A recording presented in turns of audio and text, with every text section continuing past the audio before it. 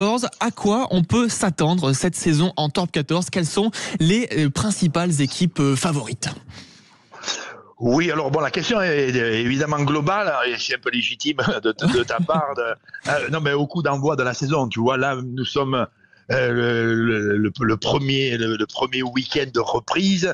Il y a derrière toutes ces équipes, il y a 1 mois et demi, 2 mois d'attente, de préparation, de transformation, parfois de rénovation, parfois de grande lessive. Enfin bon, il y a eu toute une effervescence à l'intérieur du club.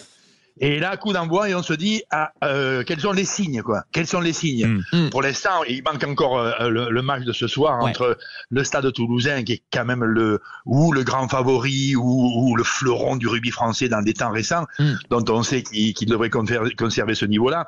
Mais sinon, sur les matchs d'hier, eh bien, on voit 2 ou 3 signes qui montrent à la fois l'arrivée d'un club que, hélas, on va qualifier de proie, quoi. Tu vois, le club de Montauban, qui arrive chez les grands, qui viennent d'un niveau un peu inférieur, qui a conquis la gloire l'année dernière avec la passion, avec la férocité, avec l'enthousiasme et la générosité. Mais on sent qu'il va y en manquer. Et si les clubs proient dans un championnat top 14, tout le monde va vouloir gagner chez lui, ça va lui être dur. Et Montauban, qui n'était pas non plus ridicule hier face au Stade français.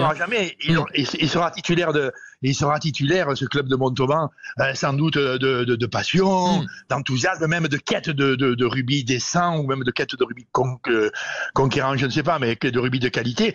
Mais il va manifester tout au long de la saison des insuffisances en robustesse, en gaillardise, en talent même, qui fait qu'il va devenir un club proie. Et là, ça s'annonce quasiment déjà dès hier, quoi, avec la valeur morale qui va avec. Mais on voit l'arrivée, on voit la confirmation du club un peu survie. Tu vois, Perpignan, qui bataille depuis des années, qui essaie de se renforcer, qui se gaillardise, qui garde la férocité et la passion comme une loi fondamentale, mais qui arrive peut-être pas, tu vois, à confirmer une robustesse. Et là, hier, en perdant à la maison déjà, il donne la sensation que ça va lui être difficile. Et puis après, tu as l'allure générale. L'allure générale, c'est que l'ensemble, il me semble, il m'apparaît que l'ensemble des clubs, tu vois, j'allais dire ceux qui ont fait la route, beaucoup ont bougé quand même.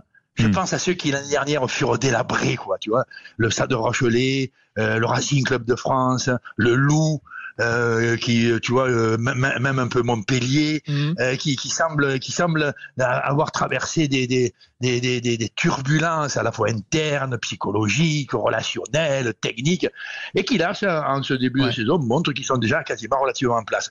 Donc le top 14, il me semble partir sur un bon niveau. Justement, Daniel, tu parlais tout à l'heure de l'ASM Stade Toulousain, ce soir 21h05 sur Sud Radio. Qu'est-ce que finalement l'ASM peut espérer ce soir face à l'Ogre toulousain? Alors,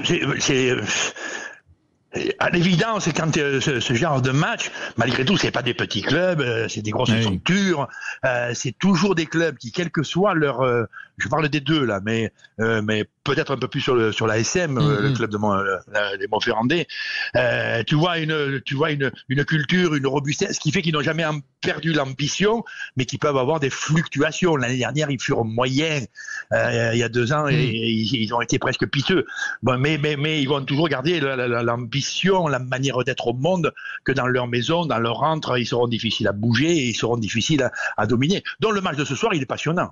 Petit prono, ce soir, il est passionnant. Petit prono pour finir. Petit prono pour finir, tu sais que quand moi, les pronos c'est toujours délicat, parce que si je te dis à la maison l'ASM sera redoutable, mais Toulouse m'apparaît titulaire d'un talent, mais qu'ils n'ont pas encore montré depuis les 2 ou 3 derniers mois, mais m'apparaît titulaire d'un talent un peu supérieur, qui fait qu'on pourrait avoir un match pétillant avec un ASM un peu sacrificiel, et je dirais quand même peut-être avantage aux Auvergnats. Allez. Merci beaucoup Daniel Herrero, la voix du rugby de Sud Radio, et à une prochaine fois Daniel, merci beaucoup. Merci beaucoup Théo Ampillac.